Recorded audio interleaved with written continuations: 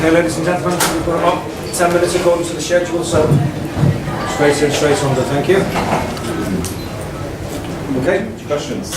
Roberto, what do you think your side got out of this game? Well, it was a fantastic exercise. I think we were very disappointed in the first half in the manner that we led Real Madrid to be effective on the counter-attack, and probably that's the only aspect that I wasn't pleased with our performance. I thought that we wanted to get on the ball, we wanted to break them down. Obviously Real Madrid, they left 3-4 players off the pitch with an individual quality, and that offensive balance cost us. But apart from that, I thought we grew into the game. I thought we got stronger. I thought we started to keep the ball a lot better. I thought we went to the last 20 minutes with a real say in the game, and that plays. You need character to do that, and I thought we kept the ball really well against one of the best teams in the world. Roberto, buenas tardes. Buenas tardes. Como lo platicábamos ayer, lo que te había gustado de tu equipo el miércoles, el día de hoy, ¿por qué no se llevó a cabo? Más allá del rival, ¿qué no te gustó? ¿Qué dejaron de hacer? ¿Cómo lo analizas? No, es un caso muy simple. Yo creo que la mayoría de los aspectos de nuestro partido fueron muy buenos, de la manera que supimos sacar el balón, de la manera que llegamos y creamos ocasiones de gol.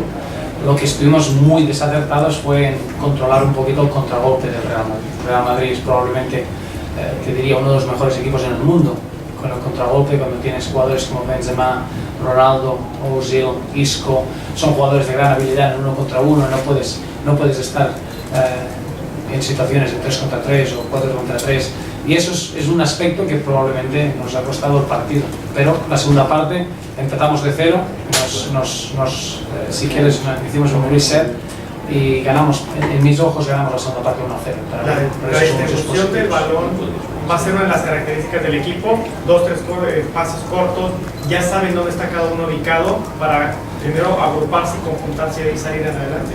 Sí, estamos creciendo, no estamos eso es un proceso, es una fase donde nos tenemos que conocer. Lo que me gusta es la bravería de los jugadores. Hay que tener muchísima fuerza mental para ponerse en situaciones, para recibir el balón, y yo creo que eso lo hemos hecho muy bien. Sería muy fácil cualquier equipo, cuando estás 2-0 contra un Real Madrid, perder los papeles y perder la intensidad defensiva. Yo creo que al 2-0 tuvimos el gol que podía haber contado en el córner, tuvimos ocasiones, y la segunda parte dimos una buena cara. Gracias. Although being involved in a tournament with brands like Real Madrid, Juventus and so on, Inter, what do you think this will do for the global image and presence of Everton Football Club? Well, it's fantastic. Those game program, playing against Real Madrid, Juventus and whoever's next is an incredible way of testing yourself with the best. As you well said, it's a great exercise for the image of the football club. But if anything, it gives us a little bit of appetite that we want to be involved in competitive games against these sort of sides. And looking for Champions League qualification, Europa League qualification is our long-term ambition and our dream. And I think you're looking at the players, the way we competed against Juventus, the way we competed today in the second half against Real Madrid is a work in process, but a real good taste of what our dream would be like. Hi, good afternoon. What was the hardest part about meeting Real Madrid today? Very good question. I think when you play Real Madrid, you need to be able not to lose what you're good at.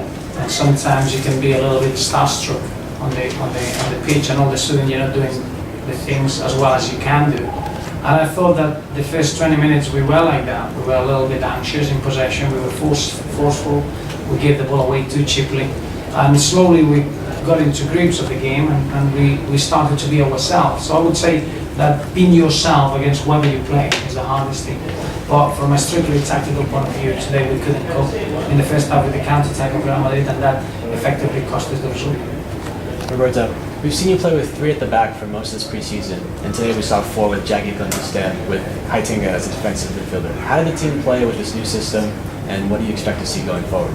Well, as I said previously, I want the team to be very flexible. It's not being able to play one system. I think, especially in our league back home in the EPL, you're playing all sort of styles, all sort of systems, and you need to be adaptable. So I've been very pleased. The experience in the squad allows you to work in different systems, in different ways. The players can take concepts in quite quickly, and I've been very, very impressed.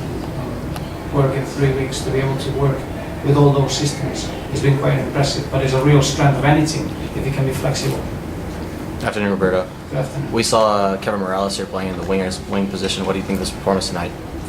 Well, I think Kevin has been showing that sort of level for the last 12, 13 months for Everton. He's an exciting player. As you can see, he's got an incredible low balance, good ball control, good technical ability. He can take people on, he can make things happen. So that sort of player is vital. He's in a good moment in terms of his physical state, and I expect that Kevin will be a very, very important player for us this season. Good afternoon. Good afternoon. You play against Real Madrid and Juventus in these 4 days. In your opinion, which is the difference between these two teams, please? Fantastic question. Many differences.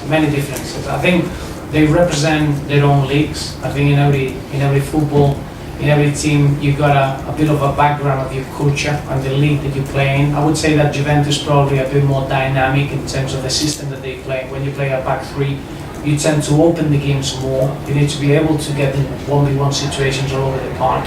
I think Carlo Ancelotti, what he brings to Real Madrid is a very well organised structure, but with a real love of looking after the football well and real triangles all over the place. And then you've got the accumulation of probably the best forward line in world football. So very, very different in terms of the way they are set up and the way that they approach the games. We're both very, very good in what they do. Roberto, talk about the depth of this team and how you like it developing. Well, I've been very impressed, if I'm honest with you, with the youngsters at the club. I think seeing John Stones making his full debut in Juventus and seeing Ross Barkley coming on and being able to take people on like he did against Real Madrid today. Gerard Deulofeu, when he came on today, he showed a flash of brilliance. So that aspect is very important. Looking forward to the future, you need to have the youth pushing forward with good talent, but is a strong core in the dressing room. A lot of experience, a lot of know-how, which shows you great doses of character when it's needed. And today, it couldn't be a better example of that. When you go 2-0 down against Real Madrid after 35 minutes, is when you need men on the pitch, and I thought we were a group of men today. Two more. Roberto, just following up, do you think Deulofeu will be able to break into the starting 11? Well, that's what we want. That's what we hope. Remember that Gerard is only a young man. Gerard is special in what he does. Now, when you're playing football, you need to get to know the physicality of the league, and being able to get that is going to take a little bit of time. But Gerard is ready now to be important.